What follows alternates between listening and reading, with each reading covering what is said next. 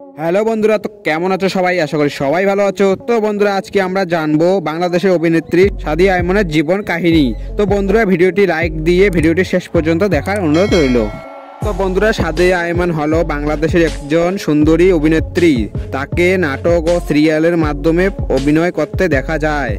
তার ডাক নাম হলো সাদিয়া। তার জন্ম 17 মার্চ 1998 সালে।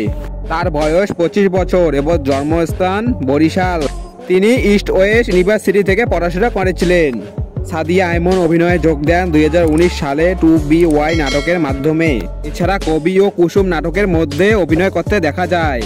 এই সাদিয়া আইমনকে নাটকের অভিনয় ছাড়াও মডেলিংও ভালো পরিচয় পেয়েছেন। তার কয়েকটি নাটকের নাম হলো কবাডি, ফিদা ইত্যাদি। সাদিয়া আইমন এখনও পর্যন্ত বিয়ে করেনি। তিনি এখনও সিঙ্গেল জানা গিয়েছে। সাদিয়া আইমন প্রতিটি নাটকের জন্য 20 থেকে 25,000 টাকা নেন। সাদিয়া আইমনের মা বাবার ইচ্ছা ছিল তিনি এলএলবি নিয়ে পড়াশোনা করেছেন, যেহেতু তিনি অ্যাডভোকেট হবেন। কিন্তু সাদিয়া আইমন বর্তমানে অভিনয়কে পেশা হিসেবে বেছে নিয়েছেন। তো বন্ধুরা, সাদিয়া আইমনকে তোমার কেমন লাগে তা কমেন্ট বক্সে এসে জানাবে।